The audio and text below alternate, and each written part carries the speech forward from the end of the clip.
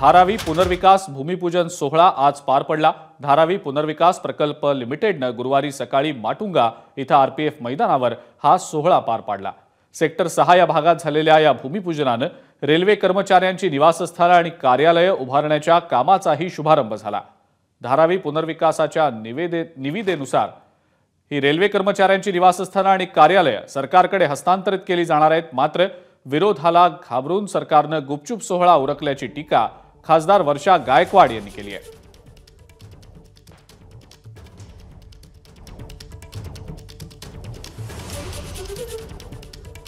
या सगळ्यावर काँग्रेस खासदार वर्षा गायकवाड यांच्याशी संवाद साधलाय आमचे प्रतिनिधी राजू सोनवणे यांनी। धारावी पुनर्विकासाचा जो आहे तो नारळ फोडताना आपल्याला पाहायला मिळतोय। आपल्यासोबत खासदार वर्षा गायकवाड आहेत। ताई, खरं तर काँग्रेसने आणि तुम्ही मोठा विरोध केला होता पुनर्विकासाला, मात्र काल ज्या प्रकारे नारळ फोडलेला आहे कसं बघताय याकडे?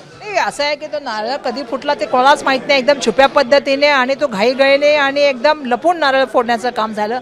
मला कळलं नाही की एवढ्या करोडो रुपयाच्या प्रोजेक्टचा नारळ फोडताना एवढं घाबरण्याचं काम काय होतं। याचं कारणच मुळात असं होतं की त्यांना कुठे ना कुठे भीती वाटली की ज्या तऱ्हेने त्यांचा भ्रष्टाचार चालू आहे, मोठ्या प्रमाणामध्ये आपण बघितलं असेल की TDR घोटाळा आहे, त्या ठिकाणी टेंडरमध्ये मोठ्या प्रमाणामध्ये म्हणजे मॅन्युप्युलेशन आहे।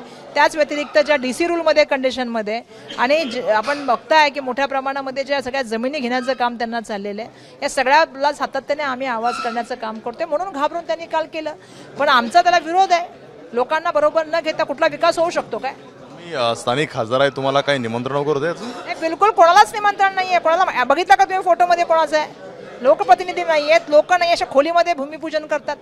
एका ठिकाणी तिथल्या त्यांच्या भाजपच्या लोकांनी मोर्चे काढायचे की आम्हाला PAP त्याच ठिकाणी द्या, आणि दुसऱ्या ठिकाणी असे देशाचे पंतप्रधानांचे मित्र असल्यामुळे त्यांना मोठ्या मोठ्या जमिनी द्यायचे। मग जकात नाके, त्या ठिकाणचे डम्पिंग ग्राउंड, त्यांना गार्डन्स, हे काय चाललंय?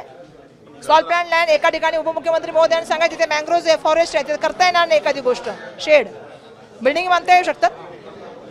खरं तर आपण परंपरा पाहिलेली आहे, जर असा मोठा कुठला प्रकल्प असेल तर स्वतः मुख्यमंत्री दोन्ही उपमुख्यमंत्री असतात। यावेळेस मुख्यमंत्री आहे कोण सगळ्या सगळ्या की कोणी तिथे नाहीये, म्हणजे किती घाबरून काम चाललंय बघा। म्हणजे लोकांचा विरोध आहे, लोक सपोर्ट मध्ये नाहीत, म्हणून कशा तऱ्हेने लोक चालले बघा। पण हे होणार नाही। विरोध कसा असणार आहे? विरोध जमिनीपासून होता बघा। आता त्यांना आता तुम्हाला दिसेल विरोध। तो याचा विरोध जो आहे आमचा कायम असणार आहे, आणि कुठेतरी लोकांना घाबरून जो आहे तो कालचा भूमिपूजनचा नारळ जो आहे तो फुलला पाहायला मिळतो असं वर्षाकडे म्हणताना पाहायला मिळत आहे। कॅमेरामन अनुप संरक्षणे, ABP माझा, मुंबई। ABP माझा, उघडा डोळे बघा नीट।